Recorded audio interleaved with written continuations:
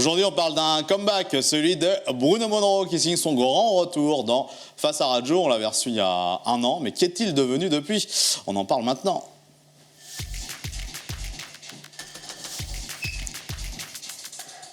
Salut Bruno Monroe. Salut Raju. Bon alors ça va? Merci de me recevoir une deuxième fois. On a fait un carton la dernière fois. Bah, si tu regardes, c'est la troisième fois, hein, parce qu'on avait fait 2 émissions en fait. Alors c'était pas la même. C'était 2 fois Raju et 1 fois Street Show. Tu vois En fait, on s'était vu en one-to-one, comme on fait actuellement. Oui, voilà, on avait fait deux en une. Ouais. Et puis, tu étais venu aussi avec Jade, qu'on salue. C'est vrai, on avait fait un truc avec elle. Qui, elle, est une transgenre. Oui. Il y a eu un débat. Il y avait eu un débat. Les dons ont bien marché, d'ailleurs. Hein. Un homme est un homme, une femme est une femme, voilà. Le débat. C'était l'émission qu'on a fait avec toi il y a un an. Et pour l'instant, une des émissions les plus vues. Oui, on a cartonné vraiment. Même aujourd'hui, je continue à recevoir des messages sur l'émission qu'on a fait il y a un an. C'est que vraiment, l'émission était bonne. Mais justement, on avait parlé avec toi donc, de ton patriotisme, de ton attachement au Rassemblement national. Exactement. De ton anti-wokisme. Oui. Oui, clairement. Ton LGBTisme un petit peu... Non, je suis un LGBT modéré. J'ai toujours dit que j'étais bisexuel. J'aime les femmes, j'aime les hommes. Simplement, moi, je ne m'habille pas en chien dans les gay pride. Moi, j'embrasse pas un garçon dans la rue. Ma sexualité, c'est chez moi. Ils le font pas tous non plus. Hein. Oui, mais bon, je précise que je dis pas que tout le monde le fait, mais je dis que moi, je le fais pas. C'est important de le préciser. Et on est revenu je suis un LGBT conservateur. On est revenu sur ta carrière également. Hein, donc, on t'a découvert dans la Nouvelle Star. J'ai 20 ans de télé, de médias, de presse, de réseaux sociaux. Un vieux de la vieille. Et combien de singles de sortie? Oh, bah, j'ai 13 vidéoclips sur YouTube. Et puis là, je viens de signer un nouveau contrat. Combien de singles jouent en radio?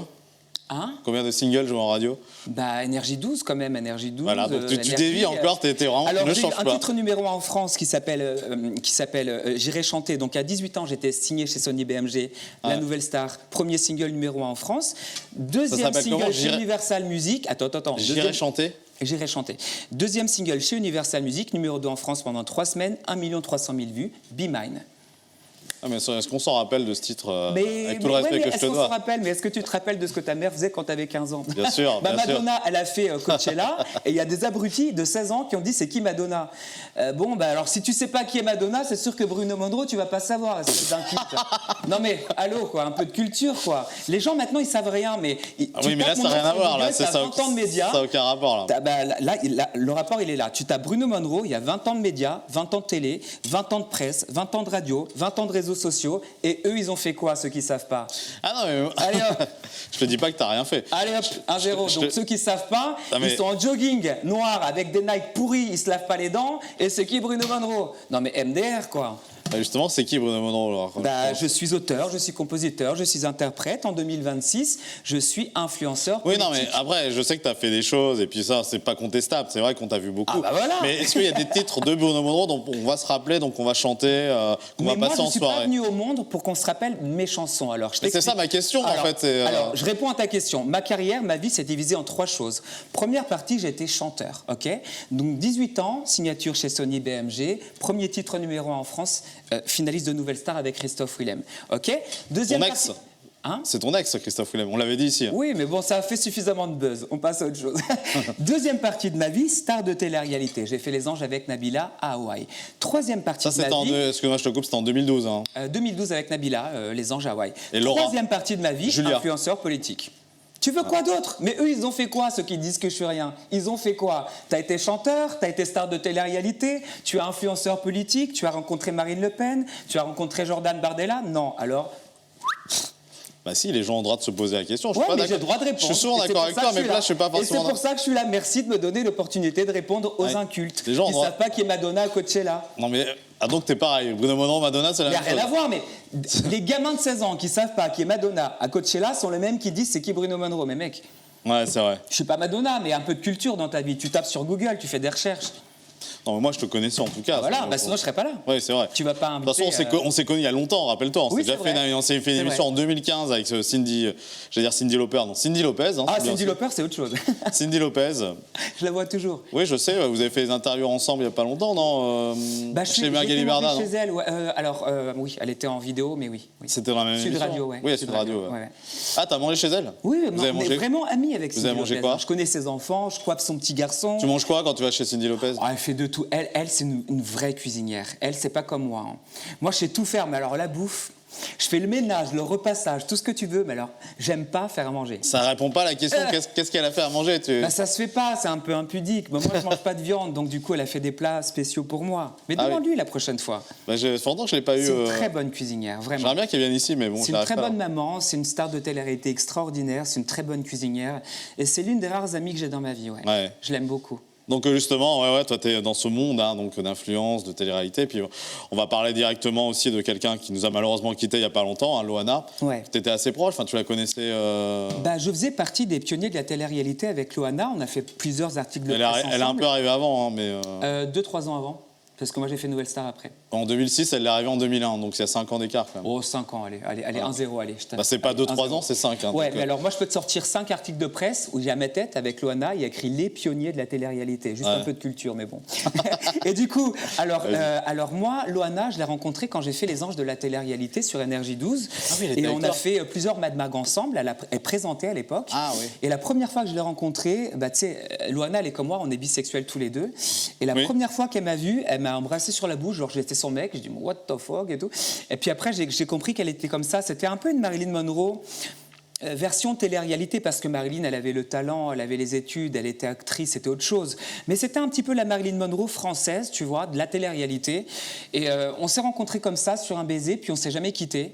Et voilà, c'est vraiment quelqu'un qui a marqué ma vie. On a fait plein de bookings ensemble, on a fait plein de concerts ensemble, parce qu'elle chantait aussi, elle chantait Loana. Ouais. Puis là, je viens de signer un contrat chez un label, justement, Believe, qui s'occupe entre autres de Vincent Niclot, Natacha Saint-Pierre, et qui s'occupe de mon prochain single qui va sortir en septembre. Qui s'occupe également du single de Loana, donc Aime comme je t'aime. I Will Survive de Gloria Gaynor, Aime comme je t'aime, le disque d'or de Loana. Elle a fait La Rousseau, Tu m'oublieras. Et là, ils sortent mon prochain single qui est déjà enregistré en septembre, qui est pour le coup extraordinaire. J'ai écrit les paroles, mais vraiment il est bien. Parce que moi, je ne fais pas de la musique pour faire de la musique. Quand je sors un titre, je veux qu'il soit ou numéro 1 ou numéro 2, sinon je ne le sors pas. C'est pour ça que tu n'en sors pas, voilà, c'est ça. Sinon je n'en sors pas, ça ne sert à rien. Attends, c'est bon. Donc oui, alors Loana, ouais, c'est ça, ça a été. C'est quoi la dernière fois que tu l'as vue, tu t'en rappelles? Écoute, je l'ai vue, alors peut-être 4-5 mois avant qu'elle décède. Elle était venue faire un tournage à Paris. Okay. À chaque fois qu'elle venait à Paris, elle m'appelait tout le temps, on se voyait tout le temps. Et puis après, le problème de Loana, c'est qu'elle sortait avec Sophie, donc sa petite amie, qui, bon, sans vouloir me mêler des affaires des autres, l'a un petit peu coupé de ses amis parisiens. Du coup, je lui ai envoyé un message, elle me répondait toutes les 3 semaines. Tous ses amis étaient à Paris. Donc en fait, là où elle habitait, elle avait sa maman, un pote et sa meuf. Le reste, tous ses amis de télé-réalité, on était tous là.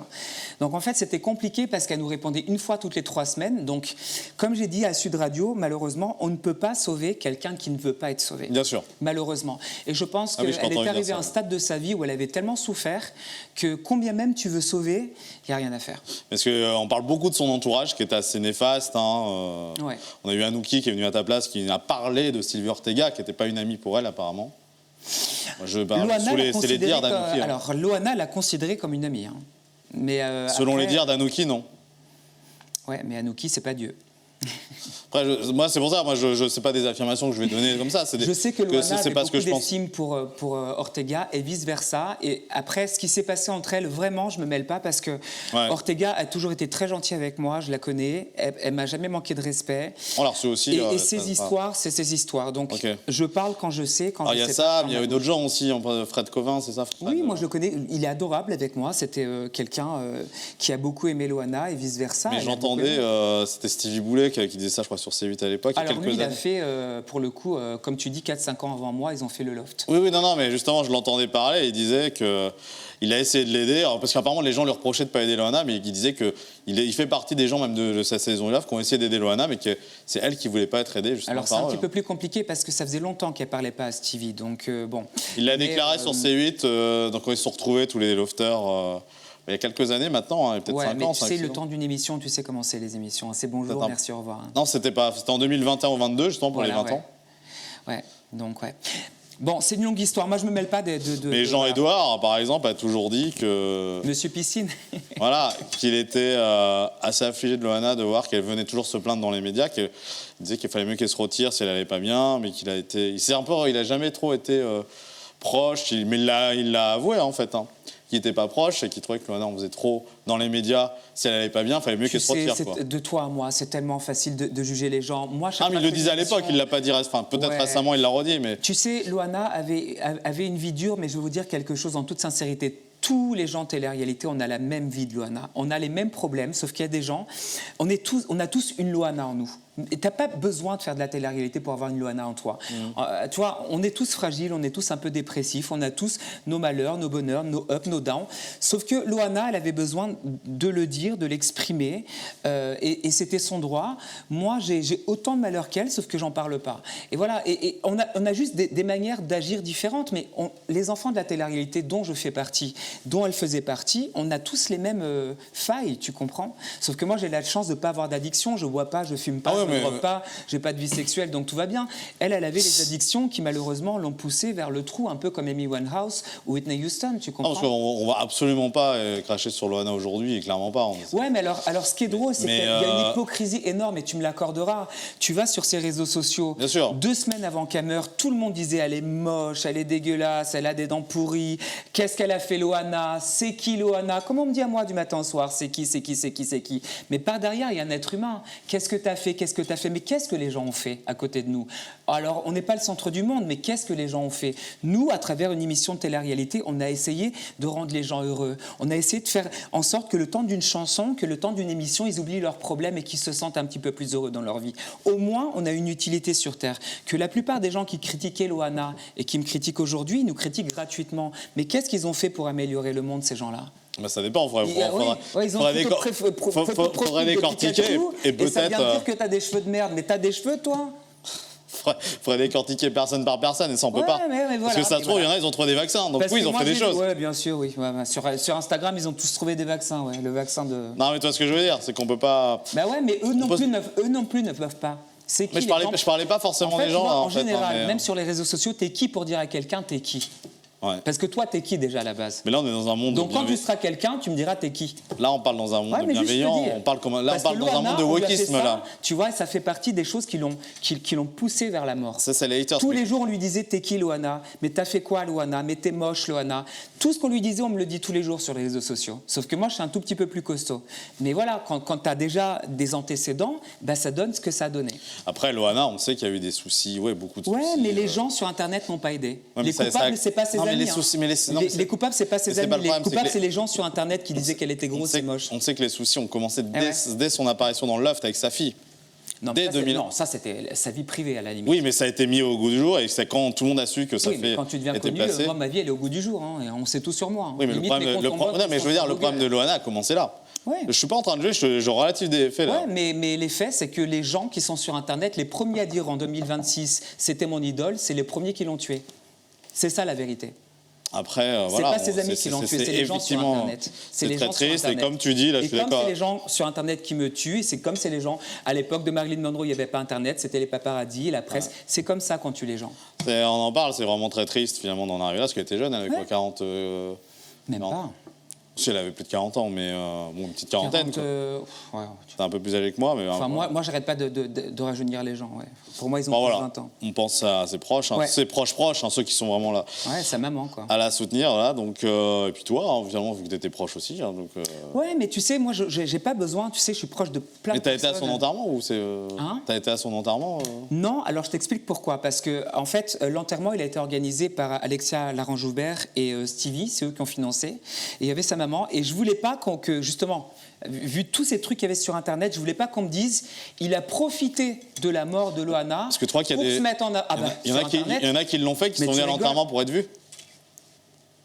Sur Internet, moi, je voulais pas qu'on dise Bruno Monroe, il a profité de la mort de Loana pour venir à son enterrement. Et non. Moi, j'ai mis des bougies, je lui ai parlé directement, j'ai fait mes prières et je continue à lui parler tous les soirs. Okay. Et je garde mes souvenirs avec elle. Je ne profiterai jamais de la mort de quelqu'un pour exister. Encore moins quelqu'un que je connais. Alors justement, si on élargit un petit peu plus le problème... Parce qu'on a vu des gens dans les médias. Parce que toi, visiblement, tu as l'air bien, en pleine forme et assez bien psychologiquement, mais ça peut détruire la télé-réalité, peut être compliqué. Mais complètement, mais... peut être compliqué à l'époque des Love, de Secret Story, ça existe toujours. Et aujourd'hui, c'est encore pire. Loana... elle n'a pas eu le... Ah, mais la télé-réalité d'aujourd'hui est différente, j'ai l'impression. Maintenant, ça ne marche plus. Mais à l'époque où Loana et moi, on faisait de la télé, nous, on était vraiment les pionniers. C'était les premières télé-réalités. Il y a eu le Loft, après, il y a eu la Nouvelle Star, puis ça s'est enchaîné. Mais on faisait partie des premiers. Oui, voilà, la même période que moi, à la Nouvelle Star. Et si tu veux, nous, on a connu le avant réseaux sociaux. Le pendant réseaux sociaux, on est partout, et si Dieu le veut, je connaîtrai encore le après, tu vois ce que je veux dire? Mais pour nous, c'est un choc, parce que c'est un choc de culture, de génération, tu vois? Les gens qui disent aujourd'hui, mais t'es qui? Mais enfin, tes parents me regardaient à la Nouvelle Star, et j'avais 18 ans. Tu vois ce que je veux dire? Oui, mais on a te poser la question, t'es qui, en fait? Ouais, mais ils ont aussi le droit parce qu'aujourd'hui, il y a d'autres gens, des artistes qui sont arrivés. De se cultiver, de ne pas être idiot, de taper un nom sur Google, quoi. Oui. T'as un cerveau ou t'es né de... Tu vois? Mais attends. Bruno Monod, messieurs, dames, c'est l'invité aujourd'hui. Ça s'appelle le franc-parler. Donc, on va maintenant parler de ton actualité. Donc, oui, tu disais influenceur et donc qui a révélé. Politique. On t'a vu récemment, justement, mettre. Depuis un an déjà, donc apporter ton soutien au Rassemblement national. Complètement. Au patriotisme, à Marine Le Pen, tu les as cités tout à l'heure, Jordan Bardella. Oui. Ouais. Ils seront élus, enfin un des deux sera élu, tu penses, en 2027, dans un an? Certainement, je ne suis pas devin, je ne suis pas Madame Soleil ni Madame Irma, mais en tout cas, le candidat favori à l'élection présidentielle 2027, c'est Jordan Bardella, c'est incontestable, il est numéro 1 dans tous les sondages. Si par malheur ou par bonheur, Mélenchon est au second tour, c'est sûr, c'est eux qui gagnent. Est-ce que tu as vu ces déclarations il y a quelques temps, il y a quelques jours, là, sur Kylian Mbappé? T'as suivi ça? Je me mêle pas d'affaires qui ne me regardent pas. Ouais, mais donc t'as pas suivi, tu sais pas de quoi je parle. Mais tu ne sais absolument pas de quoi je parle. Alors si, mais j'ai pas envie de me foutre dans la sauce. Bah si, on va en parler. Attends, tu parles de Bardella. Je ne suis pas le parapluie de tout le monde, c'est bon. Moi, je vais assumer mes propos qui sont déjà bien On va voir comment tu réagis à la phrase que je vais dire. Kylian Mbappé lui a dit si Jordan Bardella arrive au pouvoir, on sait que ces gens-là peuvent être dangereux pour le pays. Et lui, il a dit quand Kylian Mbappé quitte le PSG gagne la Ligue des Champions. Eh ben oui, c'est bizarre. Hein. Ceci dit, c'est factuel. Parce que le football, c'est particulier. Mais c'est pas. Mais en fait, c'est ce que je veux dire, c'est que c'est ce qu'il dit Bardella, c'est vrai. Il est parti, le PSG a gagné avec des champions, et alors on se parle, ils vont jouer bientôt une deuxième finale, ils vont peut-être en gagner une deuxième. Donc c'est toi qui fais le buzz, c'est lui qui l'a dit. Mais oui. Mais après, bon, par rapport, ce qu'il dit est vrai, mais bon, est-ce que ça a un rapport avec ce que disait Kylian Mbappé va parler de politique, on reprochait aux footballeurs, mais finalement les footballeurs peuvent donner aussi leur avis. Il va donner, donc c'est une réponse un peu, comment dire. Non, il y a du vrai, sauf que moi, dès que ça touche au football, honnêtement, c'est un sujet que je ne maîtrise pas. Et en général, quand je ne maîtrise pas, je ferme ma bouche. Donc, tu n'as pas compris quand il a parlé de Ligue des Champions? Si, j'ai compris, mais le football, c'est pas ma cam. De toute façon, là, je pense que là, on est au mois de mai 2026. Il va y avoir que des tweets comme ça pendant un an, entre personnalités, politiques. Il y a quand même 13 millions de Français qui votent Jordan Bardella, donc laisse tomber, quoi. Ah oui. Ça, c'est indéniable aujourd'hui. Parti numéro 1 de France.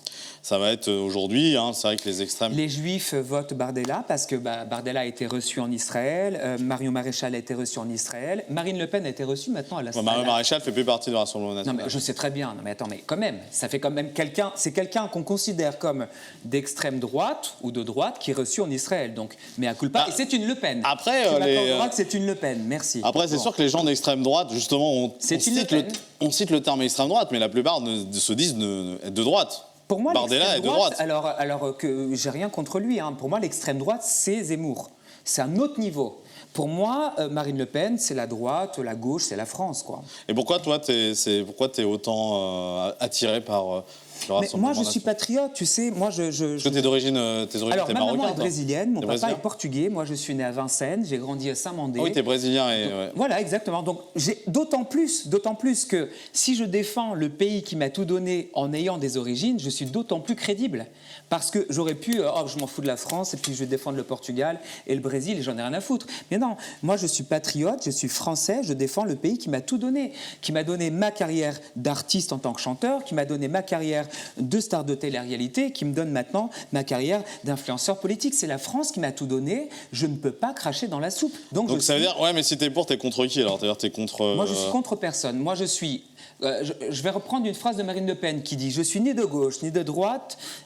Je suis pour la France. Je suis un influenceur de droite, certes, mais moi... C'est de la langue de bois, ça. Hein. Non. Ah si, parce que compte pour moi, c'est quand on est l'intérêt pour de la quelqu'un, France. on est forcément pour quelqu'un d'autre. Hein. Mais je suis un influenceur de droite, tout le monde le sait. Hein. Ouais. Voilà. Ça, je crois que c'est le premier truc que les gens savent sur moi en 2026. C'est le chanteur de droite, c'est le LGBT de droite, c'est l'influenceur de droite. Mais pour moi, ce qui compte, je reprends la phrase de Marine Le Pen, c'est l'intérêt de la France.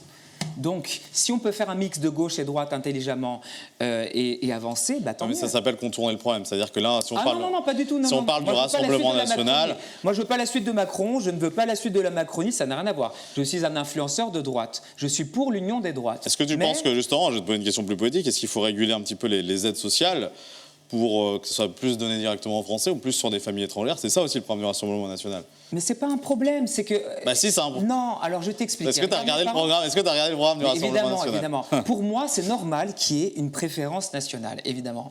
Pour moi, c'est normal. Même moi, je viens d'ailleurs, les amours. Si moi... Tu vois, enfin, pas moi parce que je suis né à Paris, mais mes parents viennent d'ailleurs. Bon, donc quelque part, je viens aussi d'ailleurs, c'est mes origines, c'est mes racines. Donc on peut dire qu'indirectement, moi aussi, je viens d'ailleurs. Si moi, venant d'ailleurs, je trouve que c'est normal qu'il y ait une préférence nationale, c'est que c'est normal. Parce qu'il faut leur enlever, alors, faut enlever les aides sociales au Maghreb. Il faut privilégier la France et les Français.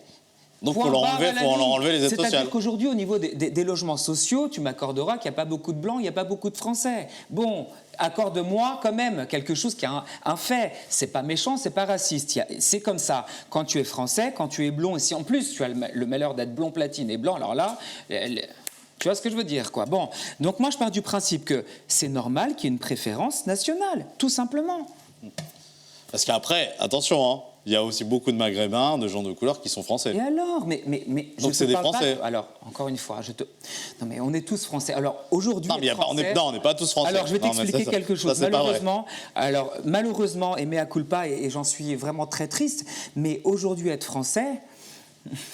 Je veux dire, français de papier, tout le monde l'est. Mais être français, c'est la culture, c'est les valeurs, c'est les églises, c'est le cochon, c'est les chansons paillardes. C'est ça, être français. C'est être judéo-chrétien, c'est la culture, c'est la musique, c'est Edith Piaf, c'est Dalida, c'est la France. Mais est-ce qu'on peut être musulman et être français aussi? Parce que tu dis c'est être judéo-chrétien. Français de papier, ça ne veut plus rien dire. Non. Musulman, on n'est pas français alors. Mais qui t'a dit ça? Je te pose la question. Parce que tu dis c'est judéo-chrétien. Non, mais moi, j'ai eu une éducation judéo-chrétienne. Que tu le veuilles ou pas. Ah, je le veux. Les judéo-chrétiens, ils sont là depuis la nuit des temps, ok? Bon, les musulmans, c'est pas que c'est une nouvelle religion, mais quand tu compares par rapport aux juifs et aux chrétiens, on peut dire que c'est une nouvelle religion. Donc c'est une pièce rajoutée. Donc en fait, il n'y a pas de souci. Moi, je respecte les musulmans, j'ai des amis musulmans. Mais techniquement parlant, la France est judéo-chrétienne, elle n'est pas musulmane. C'est compatible, mais elle n'est pas musulmane. Non, mais après, il y en a qui sont arrivés, on sait. Avec... Oui, mais c'est ce qu'on appelle des pièces rajoutées. C'est comme si Pierre-Paul Jacques épouse ta tata. C'est une pièce rajoutée dans ta famille. Oui, donc je redis ma phrase selon toi. C'est compatible, les on musulmans peut vivre ensemble, mais c'est des pièces rajoutées. Okay. La France est judéo-chrétienne. Donc il faut être chrétien pour être français, alors c'est ça. La France est judéo-chrétienne, j'ai pas dit ça. Ouais. C'est toi, t'essayes, hein. Bah c'est pas, tu l'as pas dit, mais bon, non. Si on tape un peu plus, c'est un peu ce que tu veux dire aussi. Non, c'est ce que toi tu interprètes. C'était dire, hein, ah mais non, mais c'est pas ça. N'est pas la même. Il faut limiter l'immigration ou pas? Parce que ce programme du Rassemblement national. Oui, complètement. Je te parle en Algérie notamment, hein, on tape. Mais tu as les réponses à tes propres questions. C'est toi, c'est ton avis. Moi, je demande ton avis vu que Je te dis oui, il faut limiter l'immigration parce que la France est devenue un pays du tiers-monde, parce qu'on a reçu toutes les misères du monde, toutes les cultures du monde qui ne sont pas assimilables à la nôtre, qui ne sont pas compatibles avec les nôtres. Alors, le vivre ensemble, ok, on essaye, mais les sondages sont là. À chaque fois qu'il y a un attentat, je pense au Bataclan, je pense à Charlie Hebdo, c'est pas les juifs, c'est pas les catholiques. Tu me l'accorderas. Ah, il peut y en avoir où ce soit des Français aussi. Oui, non, mais je parle pas de français. Là, je te parle de religion, d'assimilité. Tu parlais des étrangers qui viennent en France. Ce que tu dis est factuel. Je te parle pas de religion. Je te parle pas de religion. Je te parle d'assimilation et de compatibilité avec la France. C'est des choses complètement différentes. À chaque fois qu'il y a des gens égorgés dans la rue, c'est toujours la même catégorie de personnes. À chaque fois qu'il y a des attentats, c'est toujours la même catégorie de personnes. Je ne vais pas les citer pour ne pas qu'ils souffrent parce qu'ils n'ont pas besoin de ça. Mais tu m'accorderas que c'est ni les juifs ni les chrétiens qui égorgent des gens dans des églises, ni dans les rues, ni qui violent des gens en France en 2026, ni qui font les attentats de Charlie Hebdo, ni du Bataclan, ni du 11 septembre, et on va en rester là. Après, il peut y avoir aussi des agressions de Français. Catholiques, de catholiques vers des catholiques. Sors-les-moi en 2026, sors-les-moi, ça n'existe pas. Faut regarder tous les faits divers, ça existe, ici, ça existe. Pas en France. On va éplucher Moi, avec j'habite toi. en France, alors je ne vais pas parler des autres. Non, t'habites pays. à Paris. Moi- Est-ce que tu connais ce qui se Bah, passe dans Paris, les autres... c'est la France, t'es mignon. toi D'accord, aussi. je suis d'accord. Et Mais- Paris, c'est gauchiste. Hein. Je suis pas Ah chez bah moi. ça à oui, Paris. on est au Je courant. suis pas chez moi à Paris. Oui, parce que t'es donc... tu disais, on parlait du wokisme avec toi la dernière fois. Le wokisme, c'est la bienfaisance, c'est la bienséance, c'est un peu... Oui, alors c'était ça à l'époque de Luther King dans les années 60. Maintenant, Aujourd'hui, c'est devenu le une, wokisme. La définition la plus simple du wokisme en 2026, c'est le racisme anti-blanc. Ouais. Sujet clos. Plus rien à développer. Racisme anti-blanc. Bah, j'ai l'impression, c'est vrai que là, pour le coup, je prends réellement position contre le wokisme, hein, parce que bon, on a pu voir justement à travers, enfin pas contre, mais pas forcément pour non plus. Bon, si elle est contre, allez, on y va, on met les pieds dedans. Ah bah voilà. On met les pieds dedans, mais parce que c'est insupportable de voir ce comportement de wokiste toute la journée. Des défilés, je veux dire, non, surtout les manifestations LFI qui vont être contre tout le monde en fait. Finalement, si on n'est pas comme eux, contre les gens entre guillemets qui ont des sexualités de base, il faut défendre à tout prix les drag queens, il faut défendre. Oui, alors les drag queens et les LGBT, pas tous, hein, Dieu merci, il y a des gens qui sont intelligents et qui ont un cerveau, Dieu merci. Et les wokistes Mais alors, vont avoir une rage les drag contre queens pro-Hamas Ouais. qui se sont coupés la tête en Palestine, moi je suis mort de rire. C'est-à-dire que tu défends Attention, c'est une dur à religion dire et ça, un oui. pays où en fait tu ne peux même pas être homosexuel, où tu ne peux même pas exercer. Alors je parle même pas des trans, etc. Là, je suis resté au mode homosexualité, quoi. Enfin, pro-Hamas et pro-Palestine. Vous êtes bien, les amis. Hein. Et oui, non, c'est vrai qu'on a beaucoup Allez faire de. un tour au Hamas. Et c'est ça qui est un peu dommage. Il y a beaucoup de rage dans le wokisme en France, en tout cas, et ça, c'est insupportable. En fait. Je pense même pas que c'est de la rage. Je bah pense si, il y a que ça. En fait, je te dis sincèrement, je pense De qu'en la fait, bêtise et de la rage. En fait, je pense qu'il y a tellement de racisme anti-blanc. Tu sais très bien, je l'ai dit chez toi, je fais partie des premiers influenceurs en France à avoir abordé le sujet du racisme anti-blanc. Quand je l'ai fait, on m'a dit non, mais il est fou, mais il est fou, mais il est fou. Maintenant, tout le monde en parle. Maintenant, tout le monde en parle. Au début, j'ai dit le racisme anti-blanc existe, le wokisme, c'est le racisme anti-blanc pur, clair et net. Et maintenant, tout le monde en parle. On le voit avec l'Odyssée, d'ailleurs, qui va sortir au cinéma. Eh ben, en tout cas, justement, on fait la transition toute faite. Par rapport à ça, hein, donc, tu me parlais des films à l'Odyssée, qui est fait donc, avec des gens de Christopher couleur. Nolan qui sort le film de l'Odyssée. L'Odyssée, ouais. Avec Avec Elliot Page. Elliot Page, parlons d'Elliot Page, 2 secondes. Est-ce que vous connaissez, les amis, chez vous, Elliot Page, qui est donc un acteur américain. Mais si vous avez vu Inception avec Leonardo DiCaprio, c'était Ellen Page, c'est la nana. Ellen Page, Voilà. actrice américaine, sexe féminin, qui va jouer, pour le coup, Achille. Achille. Donc ce n'est pas, tu me disais, mythologie grecque, masculinité, Achille, c'est une femme qui va jouer Achille. c'est 2026. Ok, ça c'est pas... Mais- Non mais c'est bon. Le fameux wokisme, quoi. Bah non, mais après, d'accord. Mais du coup, tu. Arrête. Non, mais c'est pas ça. Achille, c'est une femme. Parce que c'était Brad Pitt qui jouait dans le. Arrête. Mais mythologie grecque, Ouais. encore une fois, ne soyez pas inculte, cultivez-vous. Mythologie grecque. Non, parce que tu disais que c'était une femme trans, mais c'est un homme trans, là, du coup. C'est une femme qui est devenue homme, donc Donc ça reste une femme. c'est un pour toi. trans. Alors, ouais, parce que selon certains. Un homme est un Transgenre, homme, une femme est une femme. Tu et peux te transgenre couper est les transgenre. seins, Transgenre, tu c'est peux te transgenre. couper le kiki, techniquement parlant, biologiquement parlant, n'en déplaise à certains. Moi-même, je fais partie des LGBT, mais un homme est un homme, biologiquement parlant. Une femme est une femme. Tu peux te faire amputer les seins, tu peux te faire amputer les parties génitales, tu resteras ou un homme ou une femme. Biologiquement parlant, il n'y a rien à dire, il n'y a rien à rajouter. Donc c'est une femme qui va jouer Achille. C'est une black qui va jouer Hélène de Troie. Zendaya. Décrive comme blanche, comme blonde, etc. Je ne vais pas trop parler du coup de la petite sirène, le conte d'Anderson, hein, donc qui a été joué par. On en avait parlé, ouais. Donc voilà, la petite sirène, Oui, mais tu peux est-ce pas que être tu- blanc, il faut être joué. Ben voilà, le conte d'Anderson, hein, donc. Mais c'est justement, sûr que la petite sirène était Tu penses africaine que là où il a écrit tu penses le que c'est de livre. l'anti-blanc ou ça. c'est juste pour faire Mais une nouvelle c'est du version racisme, non. De toute façon, c'était même pas fait exprès, ils ont pris l'actrice. Arrête, Hollywood, c'est pas fait exprès, arrête. Disney, arrête. Alors toi, tu crois encore à la petite sirène. Hein. Le conte Je crois d'Anderson. au monde merveilleux de Disney. Oui, bah moi, non. Moi, ça fait bien longtemps que je boycotte Disney. Alors, rigolais, quand je j'étais rigolais. petit, j'étais un idiot à regarder La Belle et la Bête et La Petite Sirène. Maintenant que je sais comment ça fonctionne, ah bah, c'est fini. Non, Disney. je suis d'accord. Ah bah, s'il y a un truc que je boycotte dans ma vie, c'est Disney. ils n'auront plus jamais 1 centime de ma part. Depuis qu'ils ont mis la petite sirène Black, qu'ils ont mis une latino pour faire Blanche-Neige, alors ils peuvent me ressortir tous les remakes du monde. Mais tu sais que moi, l'Empire Disney, Basta. moi je pense qu'on va apprendre des choses aussi. Attends. Par rapport à Epstein, par Oui, rapport, par rapport à la pédophilie. Bah, tu vois, quand tu vois que tous les... Disney. Non, mais toi, tous les artistes sont passés à Disney. Britney Spears. Tu vois comment elle est Christina aujourd'hui. Aguilera, Christina Aguilera. Miley Cyrus, toutes. Toi, tous ces gens aujourd'hui sont détruits. Mais toutes. Ils sont passés par Disney. Que s'est-il passé? Nous allons bientôt le savoir. Et nous en parlerons très bientôt dans Face à Radio avec Bruno Monroe, qui sera mon invité pour en parler dans quelques temps, parce qu'on n'a pas encore assez d'éléments pour... Mais c'est bizarre quand même. Hein. Tu vois. Il y a énormément de choses qui sont bizarres, tu sais. Moi, il y a énormément de scandales qui vont sortir. Tu sais, je vais te dire quelque chose que personne n'a jamais dit, mais dans pas très longtemps, il va y avoir un scandale par rapport au directeur de casting de The Voice, que je vais pas citer. Si. Mais non, je ne vais pas le citer pour ne pas avoir un procès au cul. Ouais, mais c'est trop parce facile. Que, non, écoute-moi mais c'est bien. facile de le retrouver. aussi, hein. Écoute-moi bien, je vais lancer une perche qui va être reprise dans pas si longtemps que ça dans tous les médias. Je vais être le premier à en parler. Dans pas si longtemps que ça, la plupart des Français vont comprendre comment on fait The Voice. Il y a un directeur de casting qui se tape tous les gamins mineurs, qui leur promettent des carrières, qui leur promettent monts et merveilles. C'est toujours le même, tout le monde le connaît. Et j'espère qu'après avoir dit ça aujourd'hui dans ton plateau, ils vont commencer à parler. Parce que les gens, il faut qu'ils comprennent que pour faire The Voice, il faut coucher avec le directeur de casting qui s'est occupé d'énormément de comédies musicales, qui est hyper connu. Je n'ai pas besoin de citer son nom, les gens vont le reconnaître. Ok.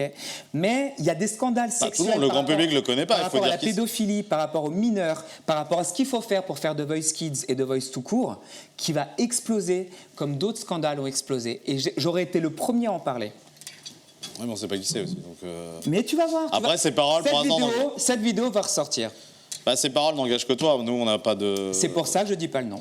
Donc tu dis, ouais, c'est quelqu'un qui abuserait... C'est grave, hein, des paroles de dire ça. Dans pas si longtemps que ça, mais on va découvrir comment tu fais le casting de The Voice. Comment tu sais ça? Ce qu'on te promet, etc., etc., etc. Ok. Donc, bah écoute... Et là, la vidéo va trouver un sens. Je sais pas trop quoi dire par rapport à ça. Moi, je sais. Parce que ce sont des paroles qui n'engagent que toi. Comme je suis un garçon cultivé, que je sais les droits juridiques, mais je lance la perche. Cultivez-vous, informez-vous, réfléchissez et tapez directeur de casting de Voice et regardez par rapport aux affaires pédophiles. Hors antenne, tu m'as cité un nom. Donc moi, limite, le nom, je crois que je le connais. Non, je ne t'ai pas cité, non. Si, pas tu l'as dit. Mais on a évoqué... je ne dirai pas le nom. Moi, ça n'engage que moi. Parce qu'on avait parlé... Je vous dis juste que les histoires de pédophilie, Epstein, c'est un ange à côté du directeur de casting de The Voice. Ah oui, Epstein est un ange, c'est fort de dire ça aussi. Parce qu'il y a directeur de casting de Voice Kids, tu comprends? Un mot justement en parallèle, voilà. tu viens de citer Epstein, de Michael Jackson. Tu me disais que toi, Michael Jackson, enfin tu me disais en antenne que t'étais un peu, Michael Jackson, un peu mitigé. Je suis un petit peu mitigé parce que en fait, regarde, bon, on va parler d'un sujet qui est très tendance sur Internet, les affaires Epstein. Alors, techniquement parlant, pour moi, évidemment, c'est un monstre. Et, je pense qu'on est tous d'accord. Hein. Bon, le mec, c'est un monstre, etc. Mais techniquement parlant, je vous invite à la réflexion suivante. Epstein, c'était qui? C'était un vieux pervers qui payait des jeunes filles, mais pas des enfants, des jeunes filles pour des massages. Et à partir de là, ça partait en couille et les massages partis dans tout ce qu'on a découvert, malheureusement. Mais ceci dit, c'était un vieux pervers qui payait des filles jeunes, mais pas des enfants pour des massages, qui bizarrement revenait tout le temps. Parce que c'était bien payé, parce que ça leur ouvrait des portes dans le showbiz, parce qu'il leur payait leur logement, leurs études, leurs prestations pour le coup. Donc c'est ce qu'aujourd'hui on peut comparer ça à de l'escorting, à de l'escorte ou de la prostitution, volontaire ou involontaire, on est d'accord, parce que la plupart des filles ne voulaient pas le faire. Ceci dit, je suis désolé, hein. Moi je respecte Michael Jackson, je respecte l'artiste, je respecte la carrière, il n'y a pas de souci. Mais Michael Jackson, c'était un adulte qui dormait avec des enfants mineurs qui, eux, n'étaient pas payés. Donc maintenant, quand je vois les fans de Michael Jackson qui passent crème comme ça et qui sont les premiers à dire « Oui, mais Epstein », mais mec, ton idole, c'était un idole qui dormait avec des gamins, tous sexes masculins, tous enfants, tous garçons, qui eux n'étaient pas payés pour dormir avec Michael Jackson. C'est vrai que je l'ai dit ici aussi. Hein, alors là, tu m'accorderas quand même que sur 100 plaintes, il y en a peut-être une de vraie. Et une de vraie, pour moi, c'est une de trop. Donc moi, j'ai le bénéfice du doute par rapport à Michael Jackson parce que oui, le talent, oui, les chansons, oui, les souffrances, ok, il n'y a pas de souci. Mais moi, mec, c'est un adulte qui dormait avec des gamins à Neverland. On en a parlé aussi avec Anouki, hein, que je citais déjà tout à l'heure. C'est vrai que j'ai eu les mêmes propos. Je lui ai dit quand même, il avait 40 ans, il dormait avec des gamins de 10 ans. Et pourquoi? Parce que les mamans, elles étaient fans de Michael Jackson. Mais visiblement, il était là pour les sauver d'Epstein aussi. Voilà. Hein. Non mais attends, les mamans étaient fans de Jackson, oui, mais Epstein, c'était pas une star, mais bon, il avait les contacts. Les mamans étaient fans de Michael Jackson et quelque part, direct ou indirectement, ils ont prostitué leurs enfants, va dormir avec le vieux, et puis comme ça, moi, je me rapproche de mon idole. Et là, on est là, il est blanc comme neige. S'il te plaît. Donc, si l'affaire Epstein te touche, réfléchis un petit peu à Michael Jackson. Tu l'as vu le film, du coup? Bah, évidemment. T'en as Mais moi, pensé je connaissais la vie par cœur de Michael Jackson. Moi, j'adore les biopics. Alors, tu vois, je vois sur Internet, ouais, mais qui chantait mieux que Michael Jackson? Qui dansait mieux que Michael Jackson? Freddie Mercury, Elvis, Prince. Oh, on l'a dit ensemble. Alors déjà, vocalement parlant, Freddie Mercury, il tue Michael Jackson. Niveau carrière... Ah bah attends, The Show Must Go On, tout. Et Bohemian Rhapsody. Niveau look, niveau carrière, niveau répertoire musical, Elvis tue Michael Jackson. Et pour moi, à niveau authenticité, auteur, compositeur, interprète, Prince tue Michael Jackson. Et qu'est-ce que tu penses cultivez-vous les garçons. Justement, en parlant de se cultiver, Just Riyad, qui est donc un influenceur français qui a dit, YouTube, qui a vu le film et qui a déclaré les gens en font trop sur Michael Jackson. Est-ce que vous croyez qu'il était vraiment influenceur à l'époque? C'est un culte de dire ça quand même. Donc de se dire, le mec connaissait pas Michael Jackson, quoi. T'as entendu parler de ça ou pas? Non. Alors je sais en gros, pas il disait, ouais, vous en faites un peu trop sur Michael Jackson. C'était pas le mec aussi fort qu'il est dans le film, en fait. Si, alors attends. Moi, j'ai mon opinion j'ai mes doutes par rapport, effectivement, au fait qu'il soit pédophile. Je le dis clairement. Non, mais pas pédophile, je parle plutôt de la carrière artistique. Mais par contre, il trouvait que c'était un peu too much de mettre Michael Jackson là-haut. Par contre, on peut pas. Alors que si, il était quand même là-haut, quoi. Voilà, on est d'accord. À l'époque, alors encore une fois, les jeunes, ils savent pas qui était Michael Jackson. Ils découvrent aujourd'hui au cinéma. Mais quand tu sais qui était Michael Jackson à son époque, c'était ça. Voilà, niveau carrière, niveau talent, il y a rien à dire. Il y a ça, mais à culpa. Ok, c'est un putain d'artiste, putain de répertoire, il n'y a pas de problème. Mais il y a toutes les ondes d'ombre. Pourquoi Janet Jackson n'a pas voulu être dans le film? Pourquoi elle ne vient pas alors que c'est sa sœur? Pourquoi elle ne vient pas à l'avant-première? Pourquoi sa fille adoptée, Paris Jackson, a dit attention, le film c'est n'importe quoi, c'est un film hollywoodien?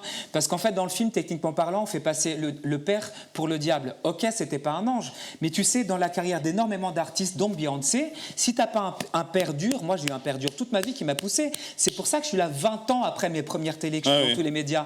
J'aurais pas eu un père dur comme Michael Jackson, comme Beyoncé, je serais pas là 20 ans plus tard. Oui, mais... En fait, ça fait malheureusement ou heureusement, des fois, ça fait du bien d'avoir un père qui te pousse vers le haut. C'était quand même spécial. Hein, Jackson sans son père, ça aurait jamais été Jackson. Ça c'est sûr, mais c'était excessivement dur. Ouais, mais c'était une autre époque. Et on sait qu'aussi, à la base, c'était Jermaine Jackson qui aurait dû avoir la carrière de... Et il l'a changé. C'était lui le leader des Jackson 5. Et ensuite, il a dit, le petit, tu vas prendre ta place. Oui, ben moi, il me fait un peu de peine parce qu'effectivement... oui, il y a de quoi. Hein. C'est un peu une carrière ratée. Ah bah complètement. Mais attends, c'est quand même un Jackson. Il continue à faire des tournées avec les Jackson 5. C'est le neveu de Michael Jackson qui joue dans le film. Oui, c'est le fils de Jermaine. C'est son fils. Ouais. Jafar. Ouais. Jafar, voilà. Jafar, comme dans Aladdin. Ouais, j'allais dire. Rien à voir, mais oui, ça fait. Oui, bah mais si, ça fait. Aladdin, Oui. Jafar, Aladdin. Oui, on va dire ça. Dans Aladdin. Le méchant dans Aladdin. Ouais. Finalement, mais c'est peut-être à voir. Finalement, c'est le fait de s'appeler Jafar, le méchant dans Aladdin, vu que la famille Jackson est quand même une famille aussi un empire. Il y a forcément des gentils, des méchants. Donc toi, ça représente peut-être quelque chose. Je crois pas à la théorie du gentil et des méchants. Tu vois, quand tu fais un peu la psychologie des méchants de Disney, finalement, on se rend compte que c'était eux les gentils. Ah, tu vois ça avec Maléfique, tu vois. Ouais. Et souvent, ceux qu'on prend pour les méchants, hein, ceux qui ont l'honnêteté de dire ce qu'ils pensent, qui n'ont pas peur du qu'en dira-t-on et de se faire insulter pour leur coupe de cheveux, pour leur tatouage, finalement, dans l'histoire, c'est les gentils. Ouais. Analysez. C'est vrai, c'est pas faux. On arrive quasiment déjà à la fin de l'émission, hein, donc Bruno, on a pas mal parlé, on a fait un petit débrief avec toi, un point, tu reviendras, hein, de toute façon, tu as toujours des choses à dire. Hein. On a eu le temps de parler. Tant qu'on a une actualité. Et puis tu chantes aussi, toi, on rappelle, hein, que tu es chanteur à la base et on pourrait se quitter avec une musique, ça te dit? Avec grand plaisir. Alors je te chante New Day Will Rise de Yuval Raphael. C'est la chanson d'Israël à l'Eurovision de l'année dernière. Ouais. Techniquement parlant, c'est Israël qui a gagné l'Eurovision puisque numéro 1 du public. Voilà. Et ben c'est parti. Bruno Monroe en live tout de suite dans Face à Radio.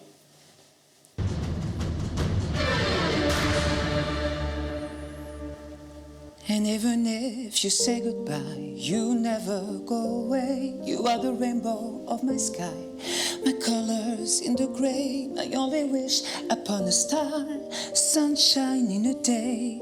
The only song that my piano ever plays. And even if you say goodbye, you always be around to let me up and take me high.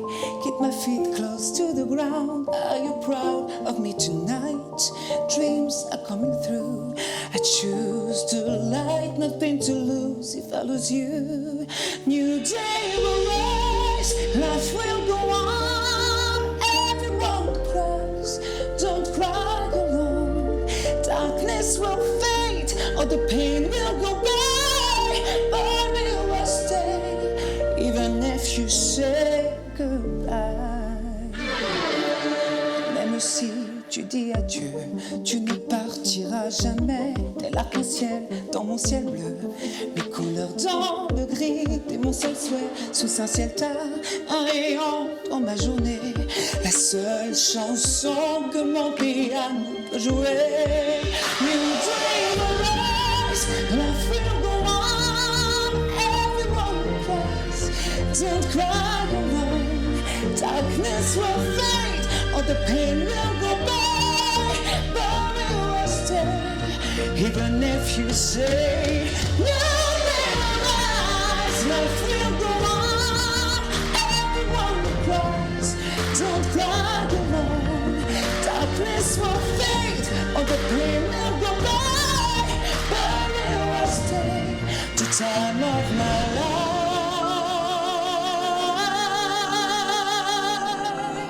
נעים רבים לרחבו את האהבה ונרות לא ישטפו. New day will rise, everyone cries, don't cry alone. Darkness will fade, or the pain will go by, but we will stay, even if you say goodbye.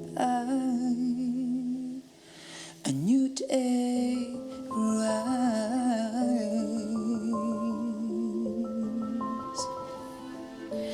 A new day rise.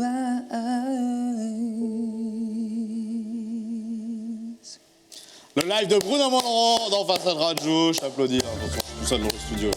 Bon, on va se quitter là-dessus. Bruno, je te fais des bisous. Des bisous chez vous. Allez, ciao, ciao, à bientôt.